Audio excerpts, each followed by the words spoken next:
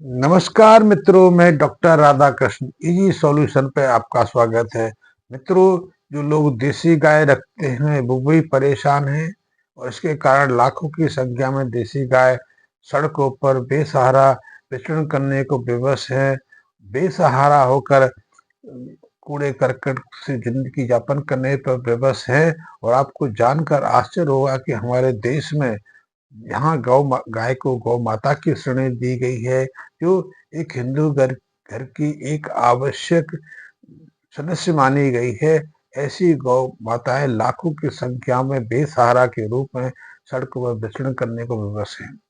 यहाँ की जानकर आश्चर्य होगा कि हमारे देश में कम से कम 65 से 70 लाख गायें सड़कों पर विचरण करती हैं। यदि बात उत्तर प्रदेश की जाए तो अकेले उत्तर प्रदेश में ही 17 लाख से ज्यादा गाय सड़कों पर बेसहारा के रूप में विचरण करने को विवश है। मैं बात मध्य प्रदेश की करूं तो मध्य प्रदेश में भी 8.5 से 9 लाख गाय सड़कों पर विचरण करती हैं। और ये तो तब है जब यहाँ की सरकारें गाय के संरक्षण पर, गाय के संवर्धन पर, गाय रक्षा के लिए बहुत सारे काम कर रही है। बहुत सारे गौ आश्रम खोले गए हैं, गौ संरक्षण केंद्र खोले गए हैं और बहुत सारी अन्य सुविधाएं एकत्रित की गई हैं। फिर भी इतनी संख्या में गाय बेसहारा के रूप में विचरण करती हैं। उसका एकमात्र कारण यही है कि देसी गाय बहुत कम दूध देती है। अधिकांश देसी गाय ऐसी हैं जो इस क्षेत्रों में रहती हैं, वो आधा किलो से 1 किलो के आसपास देती है। यद्यपि देसी गायों में भी ऐसी नस्लें हैं जो इनकी सही देखभाल की जाए, सही तरीके से इनका ध्यान रखा जाए तो वो भी पर्याप्त मात्रा में दूध देने की क्षमता करती हैं। लेकिन व्यवस्था है कि हमने पिछले कई दशकों से या फिर पिछले एक सेंचुरी से, एक शताब्दी से गाय की उपेक्षा करनी शुरू कर दी, क्योंकि हमें तो बता दिया गया कि हमारी गौ माता की कोई इच्छा नहीं है। हमारी गौ माता कोई पौष्टिक आहार का की आवश्यकता नहीं रखती। जो भी कूड़ा कचरा रसोई घर का बचा हुआ या यहाँ तक की घास है, हम देसी गाय को समर्पित करते हैं। वही उसी से वो स्वस्थ भी रहती है और हमारे लिए बाल्टी भर भर के दूध दे सकती है। यद्यपि ये बात जिंदा रहने तक सही है, क्योंकि ये हमारे लिए गाय के उपयुक्त दूध को लेकर ना रहे, उसके स्वास्थ्य को लेकर रहे, या फिर गाय से हम अपेक्षा करें कि बछड़े को जन्म दे, वो बछड़ा हमारे खेतों में काम करे, हमारे वजन ढोने का काम करे, हमारे दूसरे काम आए, तो ऐसे में गाय को विशेष आहार की आवश्यकता नहीं है। तो उसे जीवन यापन करने के लिए सूखा भूसा कुछ मात्रा में, हरा चारा कुछ मात्रा में, फिर दाना थोड़ा सा, खली आदि से उसका स्वास्थ्य चल जाता है। लेकिन यदि गाय अधिक मात्रा में दूध देने देने की अवस्था में हो तो उसे विशेष पोषक आहार की जरूरत पड़ती है, क्योंकि प्रत्येक किलो दूध के माध्यम से उसके शरीर से काफी मात्रा में विटामिन, काफी मात्रा में खनिज तत्व, काफी मात्रा में जैव रासायनिक पदार्थ उसके शरीर से दूध के माध्यम से बाहर निकल जाते हैं। इसीलिए उसके शरीर का क्षरण होता है, शरीर में पोषक तत्वों की अभावता आती है और यही धीरे धीरे कुछ वर्षों में एक गाय को कुपोषित बना देती है। कुपोषित गाय कुपोषित बच्चे को जन्म देगी तो उसकी गुणवत्ता में गिरावट आती है। और वही हम देख भी रहे हैं। एक तो हमारी अधिकांश गाय कुपोषित है, उनमें कैल्शियम, फास्फोरस, आयरन जैसे जो मूल पोषक तत्व है उनका ही पर्याप्त अभाव है। सूक्ष्म पोषक तत्वों की बात की जाए तो और भी हम इस पर प्रकाश डाल सकते हैं, लेकिन इन पोषक तत्वों की कमी है, कैल्शियम की कमी है, फास्फोरस की कमी है, तो उसके शारीरिक कद काठी धीमे छोटी रह जाती है। वो गर्भ धारण करने की अवस्था में नहीं रहती, कि कैल्शियम फास्फोरस गर्भाशय को स्वस्थ रखने में बहुत महत्वपूर्ण भूमिका निभाते हैं। दो सूक्ष्म पोषक तत्वों की बात की जाए, इसमें जिंक है, आयरन है, आयोडीन है। दूसरे पोषक तत्वों की बात की जाए तो ये तो और भी उपयोगी है।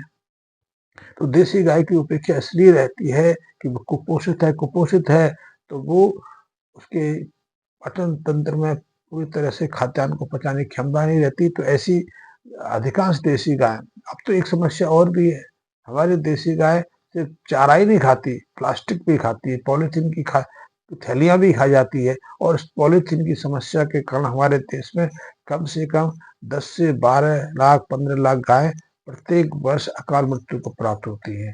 गौ संरक्षण केंद्रों में यहाँ गौ भक्त गौशालाओं में गाय को रखते हैं, वहां में भी हर 3 में से 1 गाय कम से कम पॉलीथीन को खाने के कारण मृत्यु को प्राप्त होती है। तो ऐसे में हम कैसे आशा कर सकते हैं कि हमारी देसी गाय हमें भरपूर मात्रा में दूध दे सके। लेकिन दूसरी तरफ दूसरी गाय की जगह जर्सी गाय रखते हैं, क्रॉस्ड गाय रखते हैं, मिश्रित गाय रखते हैं, वो भी पीड़ित है, वो भी समस्याग्रस्त है, क्योंकि जो मिश्रित गाय है, जो जर्सी गाय है, उनमें भी समस्या रहती है। वो दूध तो देती हैं, लेकिन वो रिपीट होती रहती हैं, समय के अनुसार गर्भाधान नहीं कर पाती है, हीट पे नहीं आ पाती है। हीट पे आ जाए और यदि उनको उनके अंदर बीज रखा दिया जाए, सीमन रखवा दिया जाए, तो वो गर्भ धारण नहीं कर पाती हैं, बार बार उनका रिपीट होता रहता है, बार बार वो बच्चा गिराती रहती हैं। ये समस्या उनके साथ भी रहती है। या फिर कई बार उनकी बछिया जो है बांझ निकल आती है। बांझ बछियों की समस्या भी जर्सी और क्रॉस्ड गायों के साथ में है। उनके कारण भी यही है कि उनके अंदर पोषक तत्वों की शुरू में तो कमी नहीं रहती, लेकिन जैसे जैसे वो दूध अधिक मात्रा में दूध देती रहती है, उनके अंदर भी न्यूट्रिशन की कमी होती चली जाती है, वो भी कुपोषित होती चली जाती है। कुपोषण का प्रभाव शारीरिक दक्षता पर तो पड़ता ही पड़ता है, इसका सीधा प्रभाव उनकी रोग प्रतिरोधक क्षमता पर भी आता है, इसलिए बार बार बीमार होती हैं। और उनकी जो पाचन शक्ति है, इस पर भी सीधा सीधा प्रभाव पड़ता है। क्योंकि क्रॉस जो गाय है, जर्सी गाय है, उनको तो हरे चारे के अलावा काफी मात्रा में दाना भी देना पड़ता है, लेकिन वहां भी हमारे बहुत सारे गौपालक वहां भी कंजूसी कर जाते हैं। तो इसके कारण उनकी जो प्रजनन क्षमता है वो भी प्रभावित होती है। तो ऐसे में यदि आप देसी गाय रखते हैं, जर्सी गाय रखते हैं, तो गाय की पोषकता पर, गाय के पोषक आहार पर आपको ध्यान देने की आवश्यकता है। देसी गाय रखते हैं तो एक छोटा सा उपाय करके देखिए, मजा आ जाएगा। आपकी जो देसी गाय है, इसको आप अपेक्षित समझते हैं, बेकार समझने लगते हैं, उसके अंदर भी बहुत अच्छी गुणवत्ता आने शुरू हो जाएगी। सबसे पहले आप जो भी आपकी देसी गाय है, उसकी जो खुराक है उसको बढ़ाना शुरू कर दीजिए। उसके शरीर में पोषक आहार ज्यादा मात्रा में पहुंचे तो सरकार का एक पाउडर आता है, उसको BMP के नाम से, BM ऑल चैलेंटेड के नाम से जाना जाता है। इसमें विटामिन मिनरल्स के साथ में जो BMP है, इसमें विटामिन मिनरल्स के साथ में फास्फोरस रहता है, फास्फोरस चिल्लेटेड रूप में रहता है। और यदि आप अपनी गाय को BMP पाउडर नियमित रूप से उसके चारे के साथ में देंगे, दाने के साथ में देंगे, और 50 से 100 ग्राम की मात्रा में नियमित रूप से 3 महीने तक देखेंगे, तो देखेंगे उसके शरीर में वृद्धि होने शुरू हो जाती है। उसकी हड्डियां जो निकल आई हैं, जो दुर्बल कमजोर निडाल आपको गाय दिखाई देती है, वो अब से फिर से अच्छी आकर्षित लगने लगेगी। उसके ऊपर मांस की परत भी आना शुरू हो जाएगी, उसकी हड्डियां छिप जाएंगी।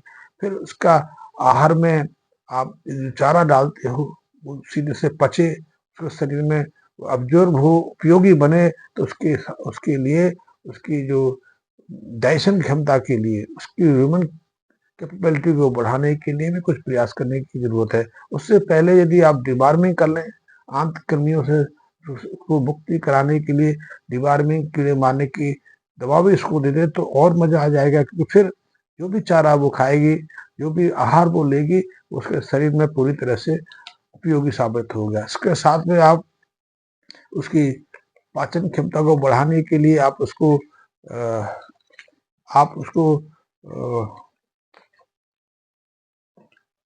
कुछ पाचक आहार भी दे सकेंगे। जैसे कि आजकल तो बहुत अच्छी चीज मिलती है कि इसको बाईसी गोल्ड के नाम से जाना जाता है, ऐसे कई और भी आते हैं, उनका प्रयोग करा सकते हैं। आप यदि जर्सी गाय की बात कर रहे हो, तो जर्सी गाय को, क्रॉस्ड गाय को भी आप ये न्यूट्रिशन दे सकते हैं। उससे पहले आप उसको भी डिवार्मिंग करा दें, कि उसको भी यदि आप पोषक आहार देंगे, विटामिन मिनरल्स स्पेशल उसको मिनरल मिक्सचर देंगे, तो उसके अंदर की जो कमियां हैं वो भी दूर होंगी। निश्चित रूप से वो समय के अनुसार हिट में भी आएगी।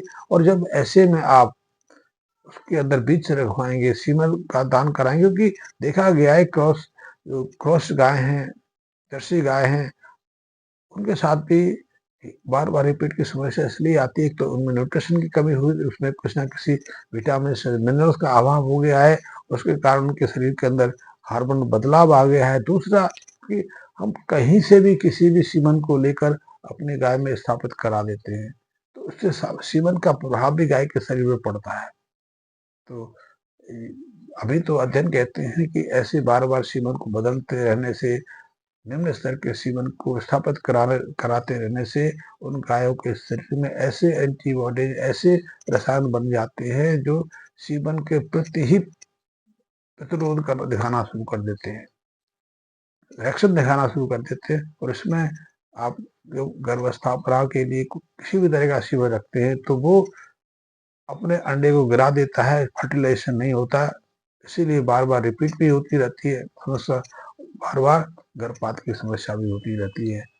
उनके हार्मोन्स हार्मोन्स को रिएस्टैब्लिश करने के लिए, हार्मोन को सामान्य स्तर पर लाने के लिए आजकल तो वर्ष कई तरह के हार्मोन्स बाजार में उपलब्ध है। आप रिसेप्टल दे सकते हो, बैकमेट दे सकते हो, कई ऐसे हार्मोन्स हैं जो हिट पे लाने के लिए, गर्भ की संभावना को बढ़ाने के लिए उपयोगी साबित हो सकते हैं। लेकिन सबसे पहले गायों के शरीर के अंदर जो कुपोषण की समस्या हो जाती है, उनके अंदर मिनरल्स की, विटामिन की कमी आ जाती है, उसको स्थापित करने की जरूरत है। तो उसके लिए आप बीएम फास्फोरस दे सकते हैं, बीएम ऑल चैलेट पाउडर दे सकते हैं। इस सहजता से हर जगह उपलब्ध हो जाते हैं और महंगे भी नहीं, क्योंकि इनको तो सरकार ही उपलब्ध कराती है। कर्नाटका सरकार का ये एक उद्यम है जो हर किसान को ये उपलब्ध कराने का प्रयास करता है। आप मेरे यहाँ से भी इनको, मैं तो इनको जो जितनी कीमत है उस कीमत पर आप दे सकता हूँ। पोस्टेज चार्ज जरूर लगेगा। आप मेरे आसपास रहते हैं, मैं आजकल ग्वालियर में रह रहा हूँ, तो ग्वालियर में मेरे घर से आप लेके जा सकते हैं। मैंने गौशाला के लिए काम किएगा, गाय सेवा के लिए ये काम शुरू किया है। गाय पर थोड़ी बहुत सलाह भी देता हूँ। तो आप देसी गाय की इस समस्या से लेके पीड़ित है कि वो कम दूध देती है, स्वास्थ्य ठीक नहीं है, वो अनुपयोगी बनती जा रही है, या फिर आपके आसपास ऐसी बहुत सारी बेसहारा गाय घूमती हैं, लेकिन आप सेवा करना चाहते हो, तो उन्हें उपयोगी बनाकर, उन्हें मूल्यवान बनाकर भी इस कार्य में आप निकल सकते हो। यदि आप डेयरी चलाते हो, आपने जर्सी गाय रखी है, क्रॉस गाय रखी है, और उन्होंने पहले 3, 4, 8 महीने तो अच्छा दूध दिया, अब वो दूध भी नहीं दे रही हैं और हीट पे भी नहीं आ रही हैं, और हीट पे आती है तो रिपीट हो जाती है बार बार, फिर दोबारा से आ जाती है। तो ऐसे में यदि समस्या से मुक्ति चाहते हो तो फिर उनके कुपोषण की समस्या को दूर करना भी बहुत जरूरी है। जब तक उनके कुपोषण को आप दूर नहीं करेंगे, आप किसी भी तरह का चारा दे दीजिए, किसी तरह का दाना पानी दे दीजिए, वो उनके उपयोग, क्योंकि बीमार है वो, उनके शरीर में भयंकर मिनरल्स की कमी आ गई है, विटामिन की कमी आ गई है। क्योंकि आप अनुभव कर सकते हो कि जब गाय भरपूर मात्रा में दूध देती हैं, 8, 10 लीटर दूध प्रत्येक दिन देती है, तो कितनी मात्रा में उनके शरीर का पोषक, ऐसे बहुमूल पोषक दूध के माध्यम से निकल जाता है, तो उसको उनकी रिप्लेसमेंट कराने की जरूरत होती है। इसीलिए ऐसी गायों के लिए विशेष आहार व्यवस्था बनानी पड़ती है। लेकिन आहार व्यवस्था पर आप उनकी बॉडी का जो करेक्टर्स है, बॉडी की विशेषता, उस पर ध्यान नहीं देते, इसलिए कहीं से भी कोई गाय लेके आ जाते हैं। गिर गाय का तो पिछले 15 सालों में बहुत ही प्रचलन है। गुजरात से कहीं भी गिर गाय ले जाते हैं, महाराष्ट्र ले जाते हैं, नॉर्थ ईस्ट ले जाते हैं, दक्षिण भारत ले जाते हैं, पंजाब में लेके गए बहुत लोग, और बहुत जगह से मेरे सामने ये समस्या आती रहती है। क्योंकि मैं गाय को हल्की फुल्की सलाह देने का कार्य तो बहुत सालों से करता हूँ। वैसे तो मूलतः मैं आदमी की चिकित्सक रहा हूँ, मैंने कुछ, तो लेकिन उसके साथ में मैं पहले तो एक शौक शौक के लिए, सेवा के लिए मैं उपक्रम करता था, सलाह भी देता था, अध्ययन भी किया मेरे, तो मैं सलाह तो मैं देखता था कि कहीं का व्यक्ति भी कहीं से गाय, लेकिन यदि हम गाय के उस उसकी जो गुणवत्ता है उसको ध्यान में नहीं रखेंगे, हम कहीं भी ले आएंगे, ठंडे इलाके में ले आएंगे, ऐसे इलाके में ले आएंगे यहाँ नियम रातें ठंडी रहती है, दिन गर्म रहते हैं, वहां भी ऐसी गाय पर को प्रभाव पड़ता है, विपरीत प्रभाव पड़ता है, वो अपनी क्षमताएं गंवा देती है, या फिर हमें मालूम नहीं होता है गाय को खिलाना क्या है, दूध तो दे रही है, फिर अब वही सामान्य प्रक्रिया, चारा डाला, कुछ हानि कर दी, कुछ खली डाल दी, कुछ आटा डाल दिया, या फिर थोड़ा बहुत मिनरल मिक्सर डाल दिया, नहीं, लेकिन नहीं, ऐसी गायों को पौष्टिक पूरे आहार की व्यवस्था करनी पड़ती है, तभी वो आपके लिए उपयोगी होती है। अंतर 4, 6 महीने, 1 साल तो वो आपके लिए उपयोगी है। लेकिन जो उनकी क्रमबद्धता है वो डिस्टर्ब हो जाती है। ऐसे में आप परेशान हो जाते हैं। तो उस जर्सी विदेशी क्रॉस्ड गाय को भी आप बोझल समझना शुरू करते हो। आपने पहली अज्ञानतावश देसी गाय को खराब कर लिया, अब इसको खराब करने लगे। और आप इसीलिए देखते हो कि हर शहर में आपको इतनी बेसहारा गाय मिलती हैं, इतनी जो त्यक्त गाय मिलती हैं, उनमें से 15 से 20% ऐसी गाय होती है जो मिक्स ब्रीड की है, जो क्रॉस्ड है, बच्चे जिनके क्रॉस्ड हैं। तो आप इस समस्या को इस पर सही तरह से ध्यान केंद्रित करके इससे उबर सकते हैं, गाय की अच्छी सेवा कर सकते हैं। और यदि आपने गाय रखी हुई है और गाय वो उसकी किसी समस्या से पीड़ित हो, तो मात्र इतनी सावधानी से आप समस्या पर नियंत्रण रख सकते हैं।